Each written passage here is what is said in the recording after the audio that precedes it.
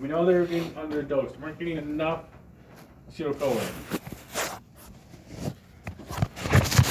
Okay?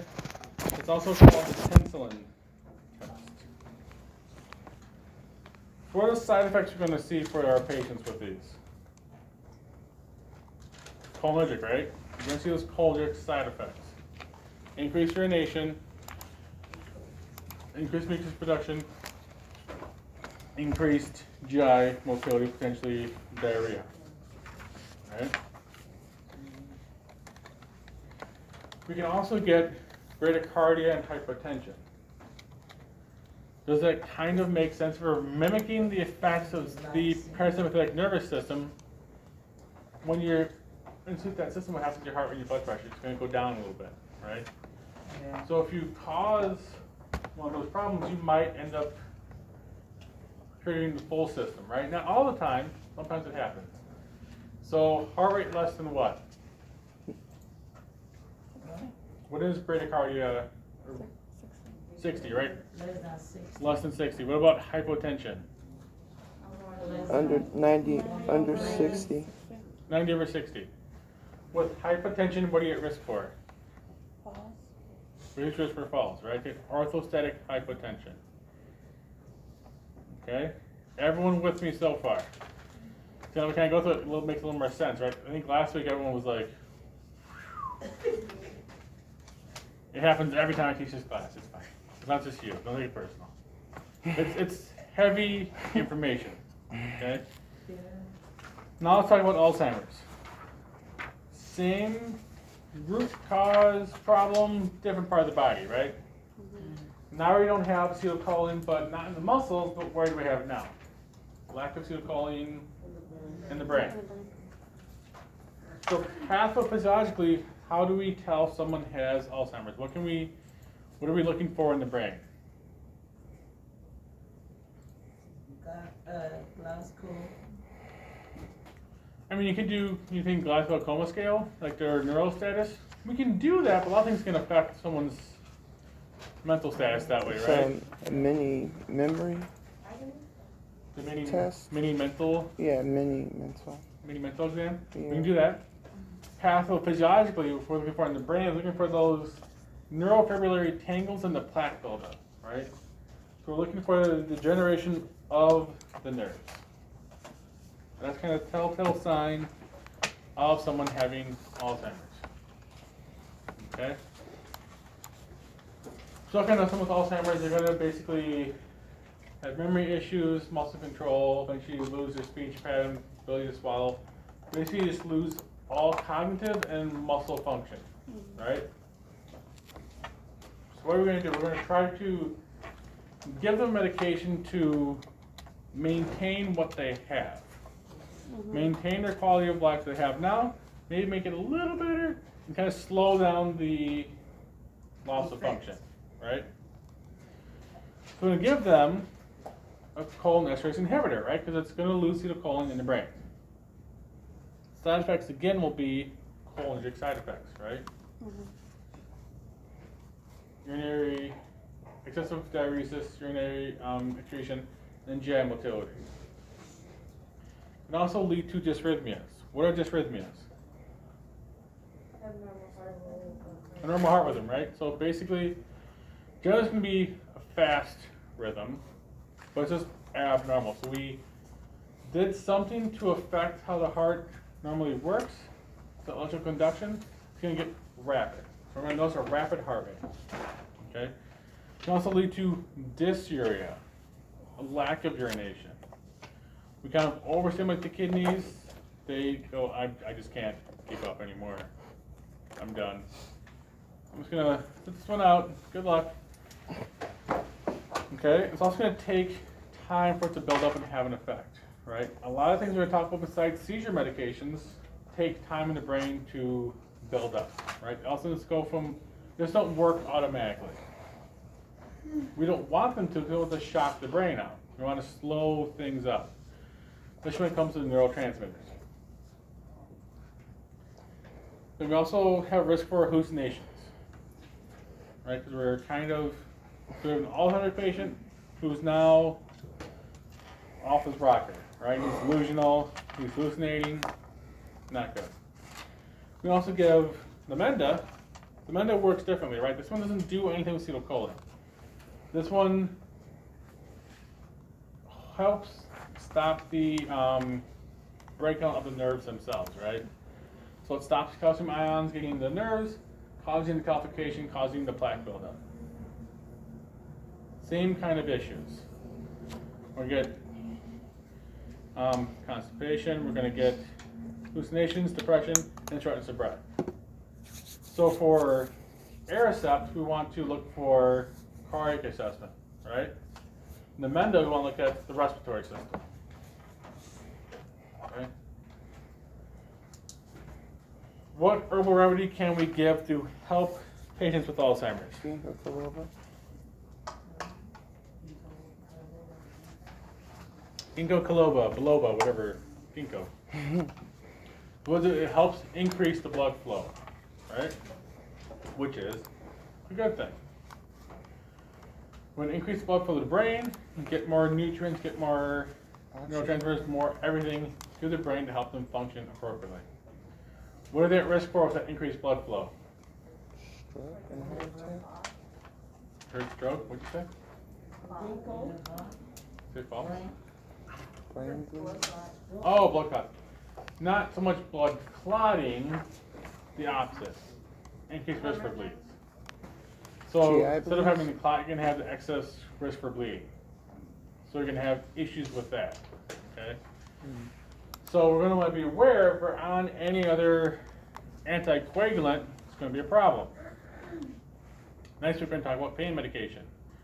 Talk about NSAIDs and aspirin. They're considered can be anticoagulative properties. Want to avoid NSAIDs and aspirin with ginkgo. Okay? Everyone's very popular today. All right. Last one we talked about last week, Parkinson's. What is the issue with Parkinson's? Yeah, like a dopamine. Like dopamine receptors, right? So it's kind of the same issue. Receptors are getting destroyed. We're not talking about acetylcholine, we're talking about dopamine. Okay, so they're going to manifest how? They're going to have involuntary muscle movements. Myasthenia gravis, they had no muscle contractions, right? They had nothing. Now they're going to have just spasms, tics, all sorts of involuntary movements. Okay? Something I want you to remember is sometimes, well, two muscles people kind of forget about. Diaphragm and your esophagus, right? So it's going to affect your ability to swallow and to breathe properly. When you talk about muscle function, let's just think of your arms and your legs. Think of your ability to breathe and your ability to swallow. Okay? If you can't breathe and you can't swallow, what are you at risk for? Choking. Choking, aspiration. Aspiration pneumonia, right? Huge risk for aspiration pneumonia with this. So we had levodopa, right? What did levodopa do? Levodopa was a synthetic dopamine, right? Could it get through the blood-brain barrier? No. One was a prodrug, right? Had to be metabolized, but could have an effect. So besides being a prodrug, it got broken by enzymes in the blood-brain barrier, right? So we couldn't get it through. What do we have to do? Bring the carbidopa. You'd have to add Mhm. one. The dopa. Add the carbidopa with it, right? So if we gave carbidopa, it helped protect levodopa. So how would that affect the dose of levodopa we gave the patient? Would it be increased or decreased with carbidopa? Decrease. We decrease, right? We give less of a dose for less risk of a side effect. Because we are giving a protectant. Okay? So now we're going to increase the dopamine. They're going to gain muscle control, right? Hopefully. What can we, if we increase dopamine, what other neurotransmitter are also increasing? So if dopamine goes up, the other one also increases.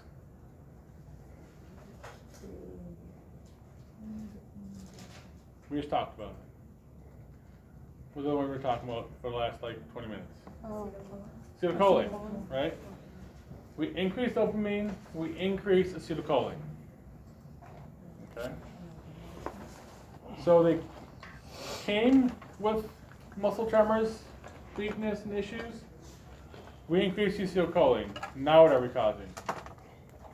Muscle tremors and weakness, right? So we're going to treat the very problems we're trying to prevent.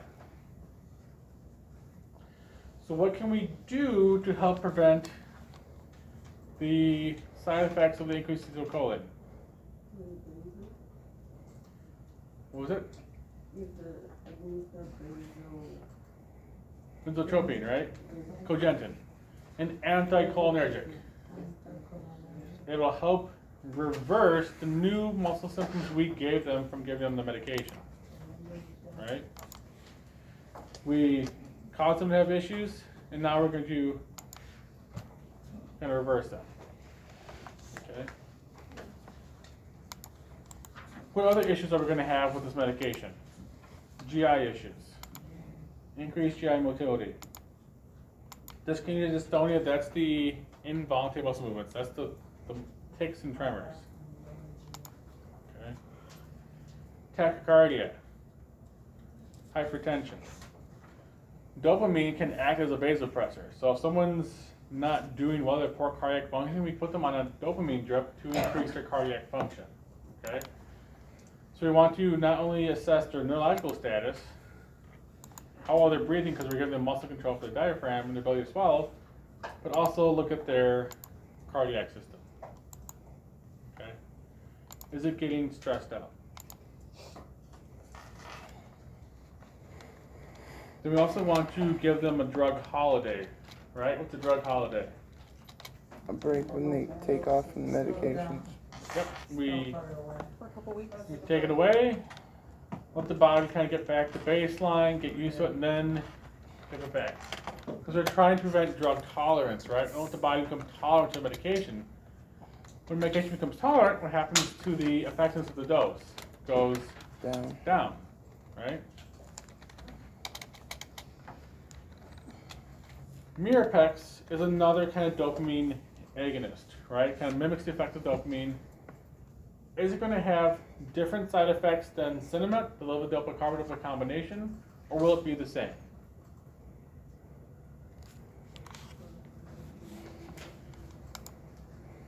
They're both doing the same thing, right? So therefore the side effects will probably be the same, right? They're both treating the same problem the exact same way.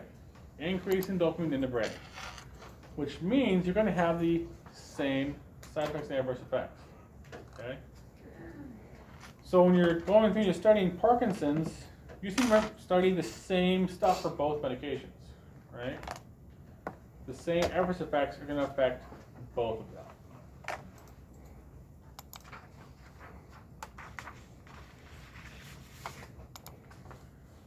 We're going to talk about benzotropine and cogentin a little bit more today when we get into part 2. It's going to be used to help treat EPS. What is EPS?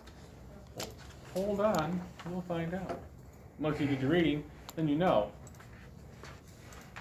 Alright?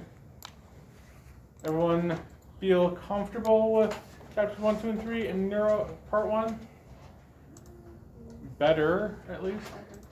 Okay, take that. Any questions? If not, let's get into seizure medications, okay?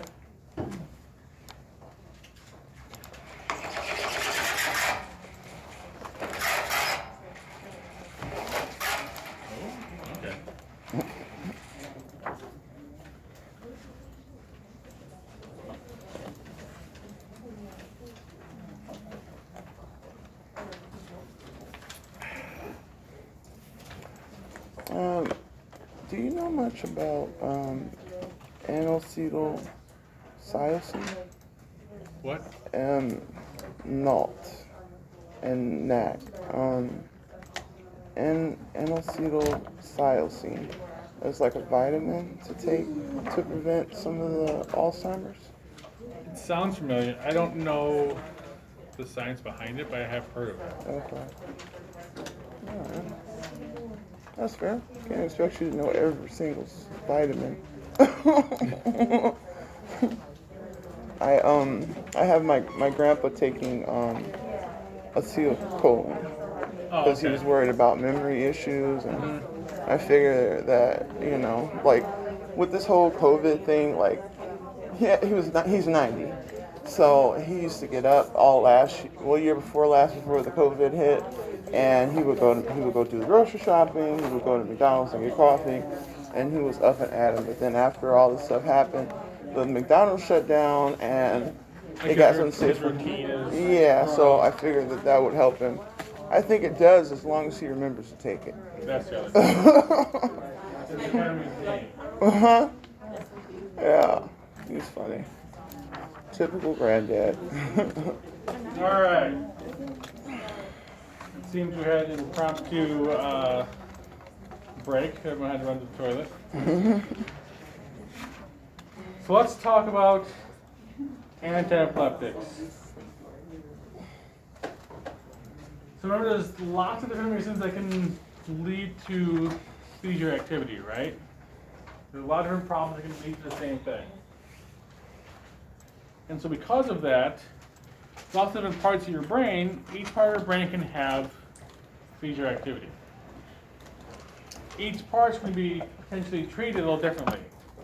Certain medication might work great for one person and not another person, right?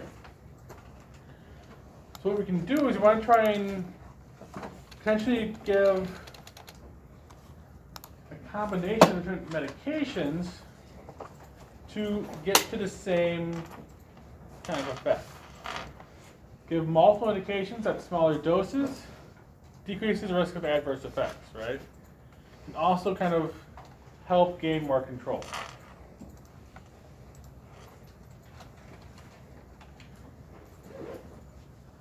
They're also used for multiple different things. We talked about this last week, right? Gabapentin is like the drug of choice for diabetic nerve pain.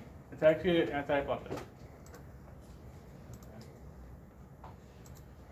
So antiepileptic drugs have some pretty expensive, serious adverse effects that we want to be aware of.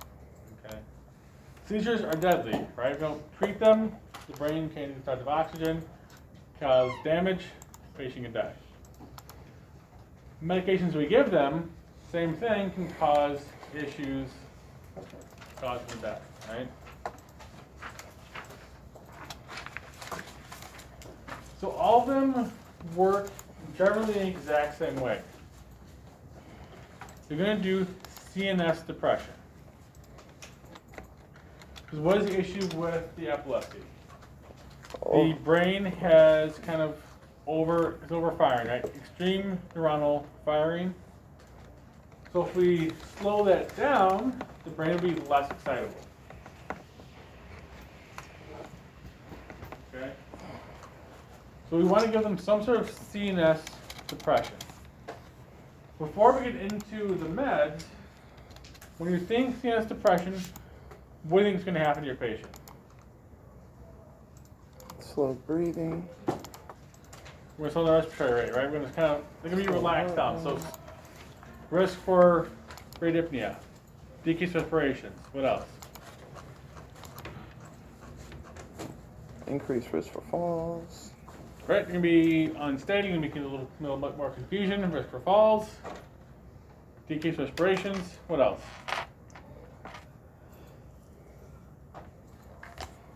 Constipation. Maybe a little constipation, right? Because we're slowing things down. So when you slow down the brain controls what? Everything else. If you slow down the brain, everything else is going to slow down well. So you can get hypertension, bradycardia, bradypnea, constipation. Everything kind of slows down. Thank you. Okay, so we want to be aware of that thing. No matter what we're talking about, it's going to have CNS depression. Things are going to slow down. A lot of drug-drug interactions.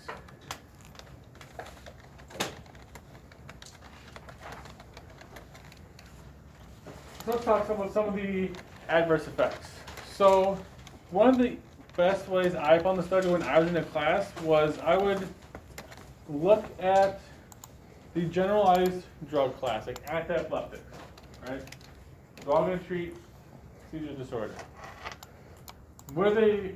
And so they're all kind of treating the same thing. You would expect them to have some of the same side effects, adverse effects, right? They're all doing the exact same thing.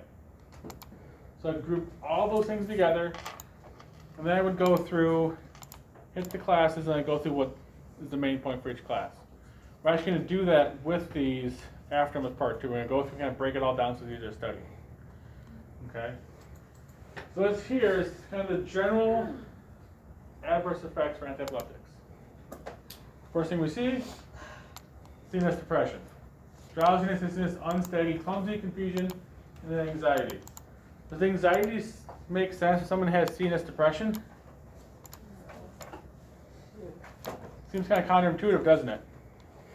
But if you were feeling kind of foggy and like down, you might get a little anxious, right? Like, I can't quite think this through straight. Something's not quite right. You're going to get anxious from being slowed down. So it's kind of an odd 180 right there. All meds need to be titrated on and titrated off.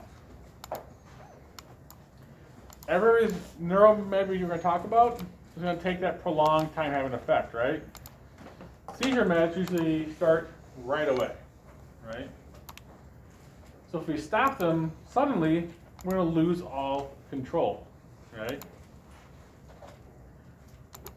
I used to work at Children's in the epilepsy monitoring unit. We would stop kids' medications cold turkey. Why was that? Because we wanted them to seize so we could map on the brain where the seizure activity was. Then we could determine the best course of treatment for that, right? So people who have epilepsy, we're going to bring them to the hospital, hook them up on the EEG, and then stop giving them meds. Because we want them to seize so we can try to map where the seizure is. That's in a controlled setting, right? They have a seizure, we come with rescue med, they get out of it. So we always want to taper down the dose. Rash is going to be important. Sounds like a very non-life-threatening thing, a rash, right? Meh, it's a rash. No big. Well, it can lead to Stevens-Johnson syndrome. This is where I think I mentioned it last week. Basically what happens is, person's, yep. The meaning of all need to be titrated on and off. Yes. What does that mean? Yeah. So you want to start with the dose, kind of maybe start a little lower. You don't want to basically give them too much, make them toxic, right? Start at a low dose, work your way up. Then if you have to take the dose, you're going to switch to med, slowly taper the dose lower and lower and lower until it's gone. So you're going to start slow and end slow, okay? So Stevens-Johnson syndrome, basically where the skin basically kind of bakes off, kind of comes off in sheets. It is interesting to say, I saw it once and knew exactly what it was. It's like a 50-year-old man, had epilepsy, took the meds. Had a rash one day beforehand, was in the ICU, skin was literally peeling off. Like the entire arm would just be in the bed. Oh my God. The layer of skin just be sitting there. We transfer him to Columbia St. Mary's because like the burn unit, he gets treated as a burn patient because he's not going to have any skin soon. So when you have no skin, what are you at risk for? Infection, right? So high risk of mortality with Stevens-Johnson. It's rare, but if we see it, we have to test and stop it right away. Right? Bone loss. So I'm going to lead to osteoporosis. They're also, a lot of them are going to affect the bone marrow itself. So when you talk osteoporosis, you're basically talking about the storage of calcium in the bones, right? You're talking about bone strength. Not so much about the bone marrow itself. These drugs will affect both. What does our bone marrow do? Use red blood cells. makes red blood cells, doesn't produce calcium. Red blood cells, what else?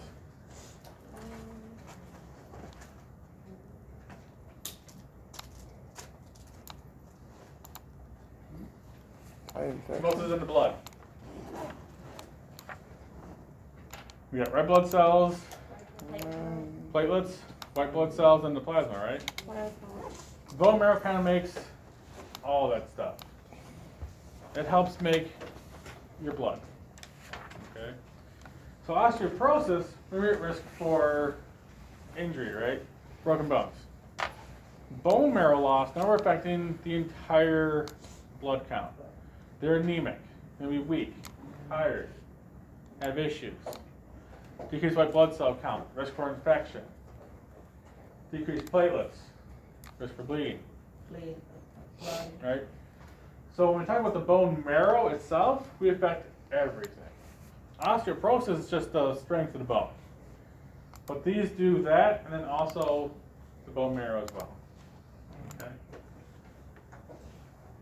A lot of them also can have risk for depression and suicidal ideations. We're giving them CNS depressants, right? We can suppress neurotransmitters in the brain, make someone feel depressed. What is the most life-threatening thing you can assess in a patient?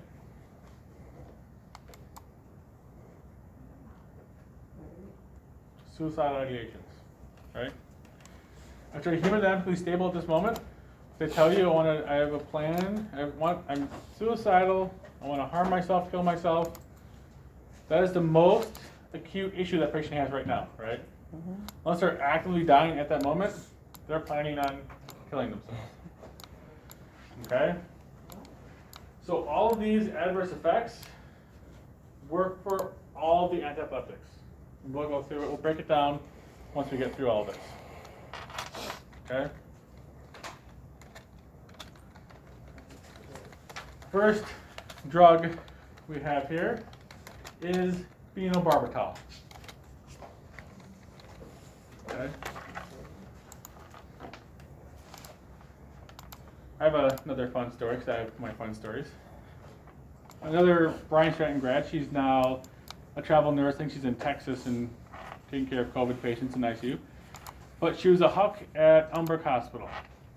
And she knew nothing in health. She was just a huck. She didn't know anything. She just started. Her mom was the manager in the ICU. She was kind of just like there in the ED. Patient walked up and said, I ran out of peanut butter balls. I'm not feeling so hot. And she's like, what are you talking about? You want more peanut butter? I don't know what you're talking about. It's like, okay, just sit down. Wait, they'll get to you. She had a huge grand mal seizure while she was waiting. She didn't know how to pronounce phenobarbital. She wanted peanut butter balls. My friend had no idea what she was talking about, thought she was crazy, and was like, go sit down. And she had a huge seizure because she didn't know how to pronounce her medications appropriately.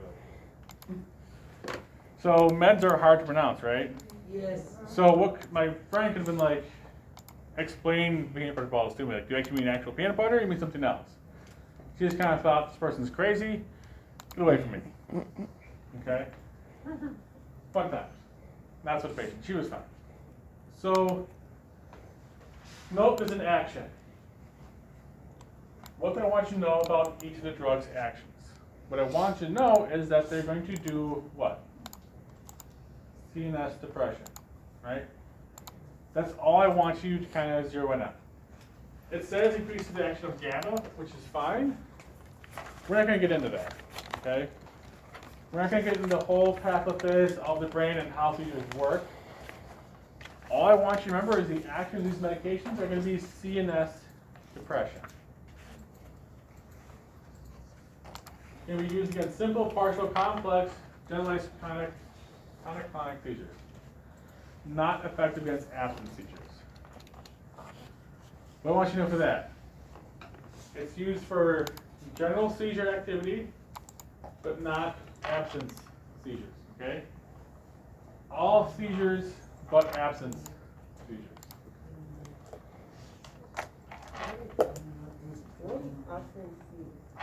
Absence seizure is where someone just kind of like blanks out. They just They're not like tense, they're not out, they're just sitting there, they're blinking normally, and they're just kind of staring off into space. But they have no recollection of anything happening. Are those ones more or less dangerous at all? Generally speaking, absent seizures are, if you had to like make them, in the grand scheme of things, it'd be kind of less hazardous, but it's not overall schizophrenia, it's just kind of, it's more benign, but they can progress into full-on epilepsy. Okay. It's more common in kids, and either A, grow out of it, or it can turn into epilepsy. It's kind of, that depends, okay? There is a therapeutic range. On this one, I don't want you to know it. There's one I think we tested on, it's not this one, okay? What I want you to know is that it has that therapeutic range. So it has to be given at the exact same time every day to maintain that range, right? To maintain that control.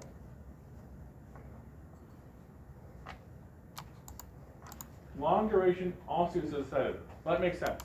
It's a CNS depressant, right? You're going to be drowsy. You're going to be sleepy. Let's look at some of the side effects.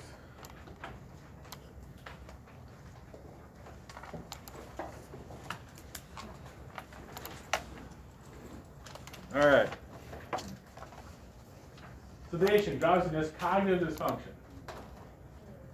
CNS depression, right? So, Megan, they haven't covered anything new. Paradoxical aggression or hyperactivity in children. Children are special, right? Sometimes we give them a sedative, and they get the opposite happens.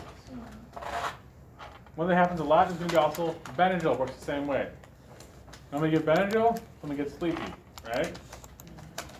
You give a little Timothy Benadryl because he's annoying you, want to go to sleep, take a nap. You can cause the opposite effect. You can get crazy, now you're ripping the couch apart. So be careful. That probably wouldn't happen, but it'd be funny if it did. So we have that vitamin D deficiency. What is vitamin D deficiency going to affect? Calcium, bones, right? So we need vitamin D to absorb calcium. We need calcium to get stored in our bones for strong bones. The vitamin D deficiency is basically saying osteoporosis, right? So if you ever see vitamin D, I want you to go through that step process. It's going to decrease the calcium, it's going to decrease bones, be osteoporosis.